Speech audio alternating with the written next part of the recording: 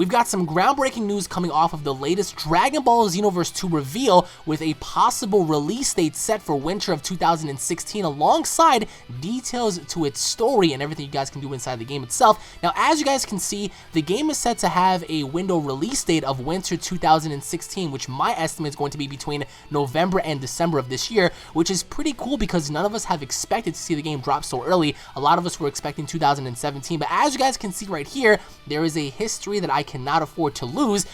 We see our main character right here, which is going to be our playable character, the customized character that we add on to the game, and we get to see a much bigger HUD than we've had before, with a possible city lurking in the background, which is pretty cool because in the previous Dragon Ball Xenoverse 1 video game, the HUD was big, but it wasn't that grand and spectacle to where you can go like wherever you want and stuff. In this game, you actually get to fly around and just go, you know, to different places and stuff, which is going to be pretty cool nonetheless. And right here it says, save the Dragon Ball history, but there are also moments that I want to change. So does this mean that we get to change the outcome of what happened with Frieza and Bardock, with Frieza destroying the entire planet of Planet Vegeta? Does this mean that Trunks gets to save future Gohan from dying by the hands of the androids? We don't know, but the game is hinting that we get to make our own choices and we get to change the course of history by ourselves. So as you guys can see at the very bottom right here, it says, here are the stories of alternative futures. Face the demons of the past and take on the future in your own hands.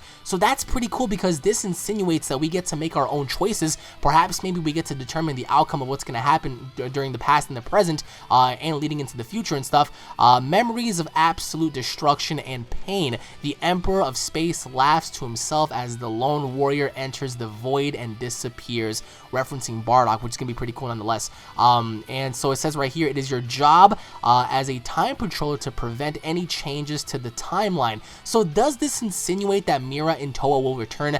There has been no confirmation as to what they're going to do or if they're going to be a part of the game, but it says here, but there are also moments in history that even you could like to see differently, turn out differently. It could be that in the game that you can change. So like it pretty much insinuates that you will have that opportunity to change the future, change the past. And this is the first official scan, guys. Now, a lot of you guys were asking me about the PS3, Xbox 360 releases. This game, Dragon Ball Xenoverse 2, will not be available for the PS3 and Xbox 360. I apologize, guys, once again.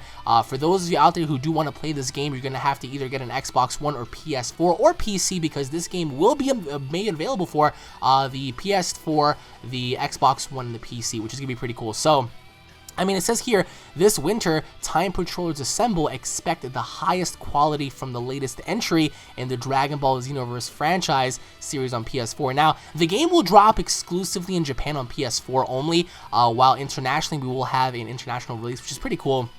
One of my concerns, however, is going to be the convoluted villains. Now, are we going to get to see Mira and Toa? Is Demiurge going to come back? Which I really doubt. Or are we possibly going to see another god from a different realm enter the universe and cause havoc? Because as of right now, we don't necessarily know what's going to happen.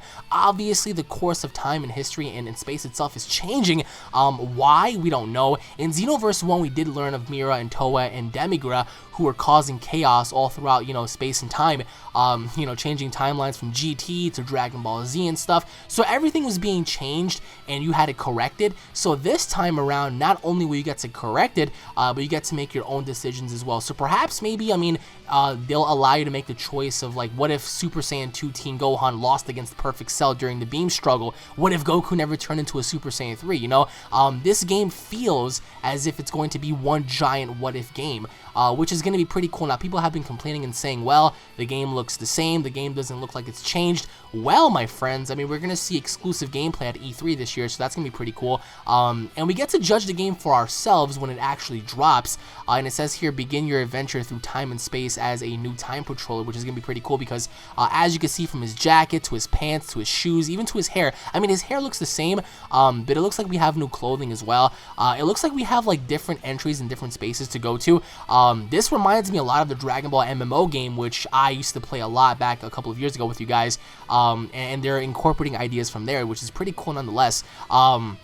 But do you guys expect to see Mira and Toa appear? And also, what about the Universe 6 characters? What about Dragon Ball Super? What about Champa? What about Vados? What about, Hit, Botamo, Vegeta, Kabe, Frost? What about, you know, Monaka? What about Beerus and Whis? Are they gonna have an involvement? What about Xeno, the god of the and the lord of the 12 universes? I mean, is he gonna be involved too? We don't know. But this is the official scan, guys. You guys can go ahead and check it out in the description below, and leave your thoughts as to what you guys believe is gonna happen. It says we experience the energy and passion of the Xenoverse franchise in this brand new story. As you guys can see, it says brand new story, so there's going to be a new story. Head out into the unknown world to destroy the timelines, well, of the destroyed timeline. So it's insinuating here that every single timeline, from the Raditz saga to the Frieza saga, Cell saga, Majin Buu saga, you know, God of Destruction saga, you know, possibly Universe 6 saga, you know, GT saga, they're all going to be destroyed. So it's going to be really interesting to see what's going to happen here. For me personally, if this allows you to determine the outcome of certain situations, then how is that supposed to affect the entirety of the game? Is this going to have like a similar feature to Fallout, where you get to choose like your own destiny and your own path and create your own ending?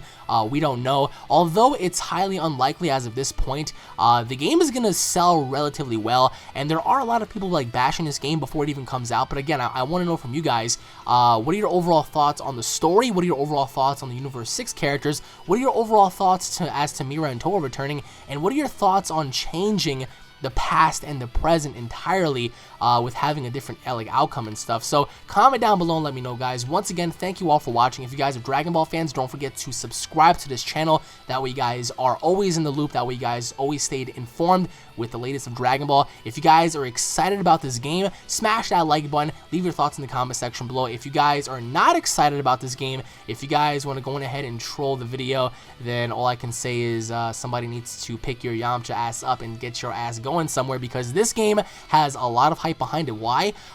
Because it's going to be a definite improvement to Xenoverse 1, which we've all wanted, right? And with a bigger HUD, we have, you know, more characters, possibly movie characters, changing timelines, changing the past, changing the future, changing the present, going into different universes, different parallels, encountering possibly Universe 6 characters and whatnot, possibly other universes as well, which would be pretty cool. Having new gods introduced, perhaps, because we did have the God of the Demon Realm, Demigray, introduced in Xenoverse 1, so perhaps maybe this time we're going to have like possibly the God of War, the God of the, you know, like Rage or something, we don't know. Leave your thoughts down below, guys. Once again, tune in for more. Thank you all for watching, and I'll be seeing you all later, guys. Take it easy.